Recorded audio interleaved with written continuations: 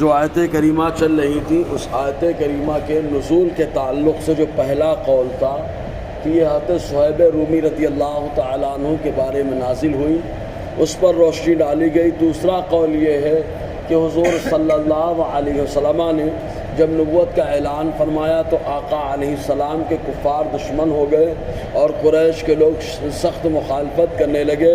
ایک وہ دور آیا کہ ان لوگوں نے ایک جگہ جمع ہو کر، جس جگہ کا نام دار الندوہ تھا، اکٹھا ہو کر آقا علیہ السلام کے بارے میں مشورہ کرنے لگے۔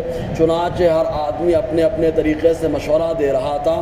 چنانچہ کوئی مشورہ یہ دیتا ہے کہ آپ کو کسی گھر میں قید کر دیا جائے اور وہاں کسی کو ملنے نہ دیا جائے، تو وہاں پر ایک شخص جو شیطان تھا اس نے اپنے آپ کو شیخ نجدی کی شکل میں ظاہر کیا تھا۔ اس نے کہا اگر گھر میں بند کر دو گے، قید کر دو گے تو ان کے چاہنے والے آئیں گے اور گھر سے نکال کر لے کر کے چلے جائیں گے۔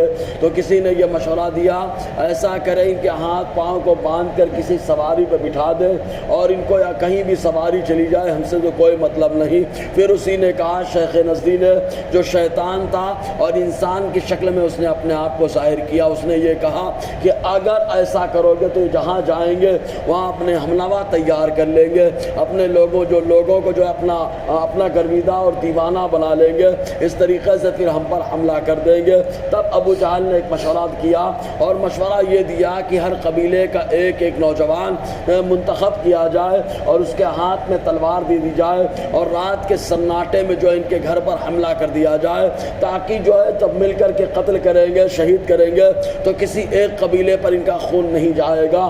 تب ایسی صورت میں معاملہ ان سے چھٹکارے کا بھی مل جائے گا اور قصاص کا معاملہ بھی نہیں آئے گا۔ چنانچہ ابو جہل کے اس مشورے کو قبول کیا گیا۔ حضور صلی اللہ علیہ وسلم کے تعلق سے ان لوگوں نے مشورہ کیا، ادھر اللہ تعالیٰ نے حضرت جبرائیل علیہ السلام کے ذریعے سے حضور کو باخبر فرمایا۔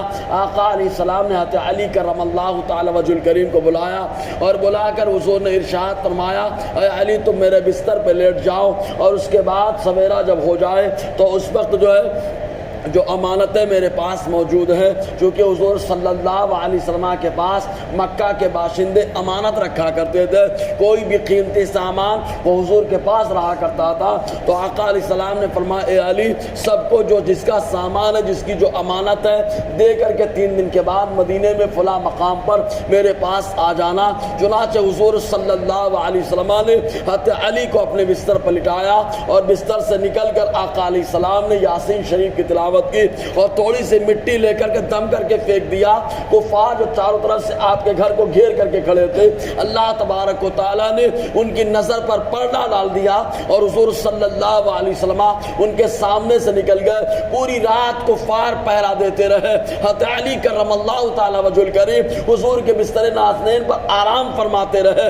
جب سویرا ہو گیا تو مکہ کے باشندے گھر کے اندر داخل ہوئے، دیکھا تو کیا حضرت علی کرم اللہ وجہ الکریم یہ بستر پہ لیٹے ہوئے ہیں۔ ان سے پوچھا کہاں ہے تمہارے نبی؟ حضور حضرت علی کرم اللہ وجہ الکریم نے ارشاد فرمایا، تم لوگوں کے سامنے سے تو ہو کر کے گزرے ہیں، اگر احساس نہیں ہوتا تو سر پر جو مٹی ہے اس کو دیکھ لو، انہوں نے ہی پڑھ کر کے دم کیا تھا۔ چنانچہ یہ لوگ ہاتھ ملتے رہ گئے، لیکن حضرت علی کرم اللہ وجہ الکریم نے حضور کے نام پر اپنی جان کی بازی کو پیش کر دیا۔ تب اللہ تعالیٰ نے ان کی جو ہے بشارت دی اور ان کی خوشخبری قرآن میں نازل فرما دی۔ اللہ تعالیٰ فرماتا ہے، وَمِنَ النَّاسِ مَن يَشْرِي نَفْسَهُ ابْتِغَاءَ مَرْضَاتِ اللَّهِ، اور لوگوں میں سے کوئی وہ ہے جو اپنی جان کو خریدتا ہے اللہ تعالیٰ کی رضا اور خوشنودی کے لیے۔ وَاللَّهُ رَءُوفٌ بِالْعِبَادِ، اور اللہ تعالیٰ بندوں پر بڑا مہربان ہے۔ تو حضرت علی کرم اللہ تعالی وجہ الکریم کی شان میں یہ آیت کریمہ نازل ہوئی۔ اور تیسرا قول یہ ہے کہ ایک صحابی ہے جن کا نام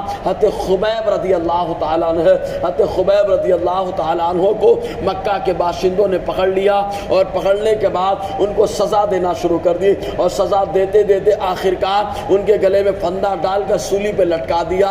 ان کا لاشا مکے میں لٹکتا رہا بے گور و کفن۔ چنانچہ حضور صلی اللہ علیہ وسلم نے مدینہ طیبہ کے اندر اعلان کیا کون جائے گا، کئی صحابہ کھڑے ہو گئے تو حضور صلی اللہ علیہ وسلم نے دو کا انتخاب کیا. ایک صحابی وہ ہے جو حضور کے پھوپھی کے لڑکے حضرت ابو بکر صدیق کے داماد حضرت اسماء رضی اللہ تعالی عنہا کے شوہر جن کو زبیر ابن عوام کہا جاتا ہے.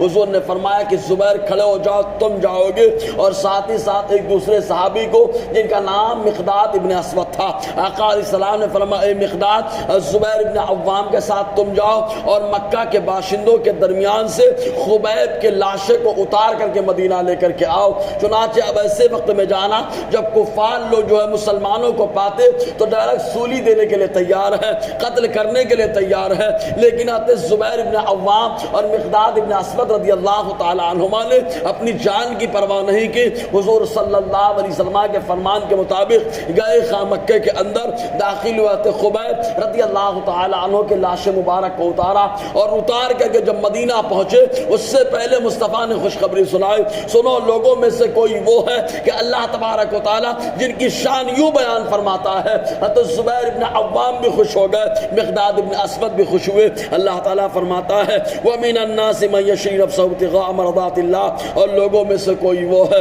جو اپنی جان کو خریدتا ہے اللہ تبارک و تعالیٰ کی رضا کے لیے. وَاللَّهُ رَؤُوفٌ بِالْعِبَادِ، اور اللہ تعالیٰ بندوں پر بڑا مہربان بڑا کرم فرما ہے.